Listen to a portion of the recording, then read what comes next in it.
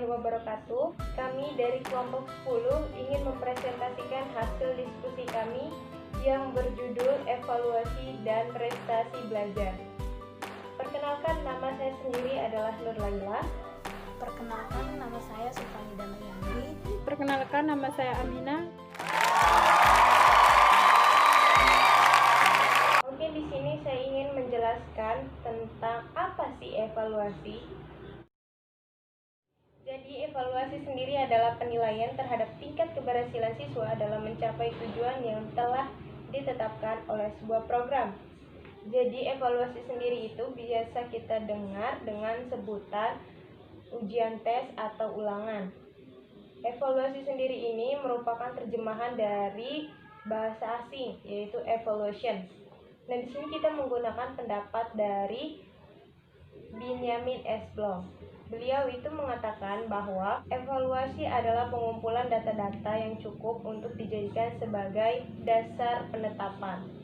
Evaluasi juga mempunyai dua tujuan. Yang pertama adalah tujuan khusus dan tujuan umum. Nah, yang pertama adalah memperoleh data pembuktian. Yang kedua adalah mengukur dan menilai. Dan tujuan khusus ini ada 5. Yang pertama, merangsang kegiatan siswa. Yang kedua, menemukan sebab-sebab kemajuan atau kegagalan. Dan yang ketiga adalah memperbaiki metode belajar. Yang keempat adalah memberikan bimbingan dan kebutuhan terhadap perkembangan siswa. Dan yang kelima adalah memperoleh laporan tentang perkembangan siswa yang diperlukan oleh orang tua dan lembaga pendidikan.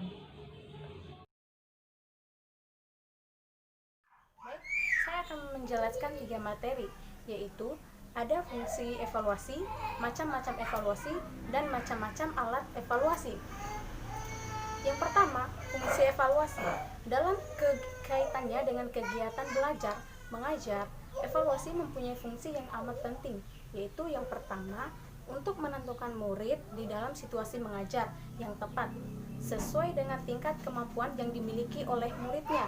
Yang kedua, untuk memberikan umpan balik kepada guru sebagai dasar untuk memberikan proses belajar.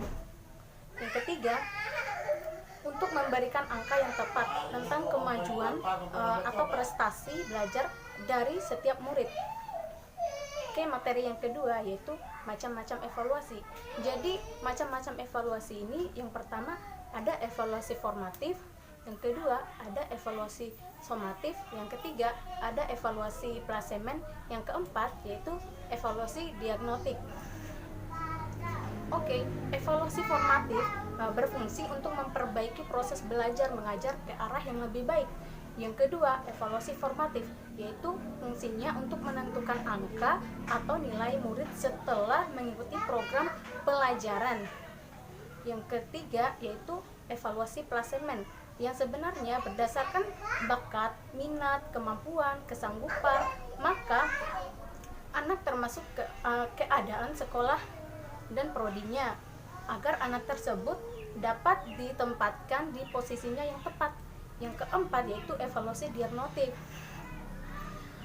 Aspek-aspek yang dinilai prestasi belajar, latar belakang, keadaan, kehidupan anak, keadaan keluarga, dan lingkungan untuk mengukur dan mengevaluasi tingkat keberhasilan belajar tersebut. Materi yang ketiga yaitu macam-macam alat evaluasi.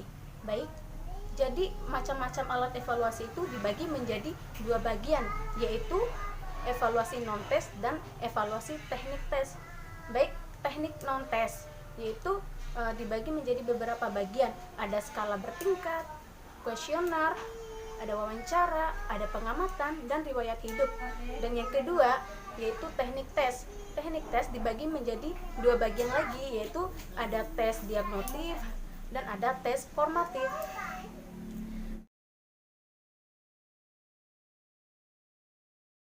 Saya akan presentasikan sebuah makalah, yaitu syarat-syarat alat evaluasi dan macam-macam evaluasi di ranah fisiologi. F, yaitu syarat-syarat alat evaluasi. Dinyatakan apakah persyaratan pokok penyusunan alat evaluasi yang baik berpraktik fisiologi belajar dalam kurun tes Phonology of Learning meliputi 2 macam, yaitu Validitas dan reliabilitas.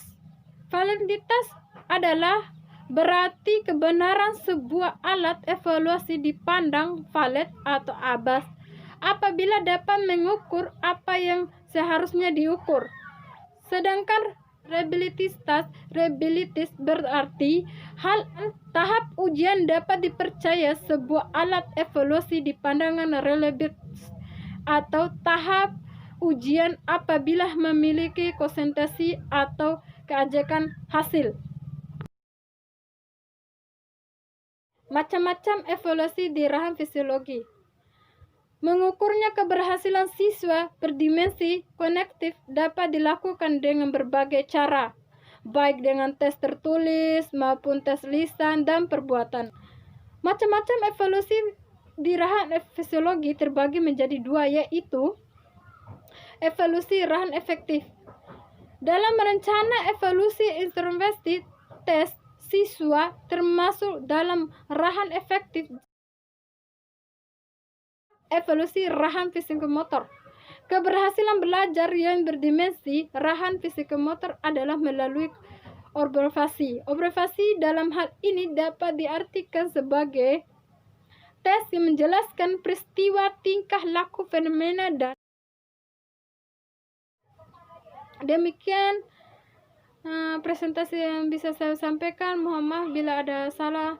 Wassalamualaikum warahmatullahi wabarakatuh.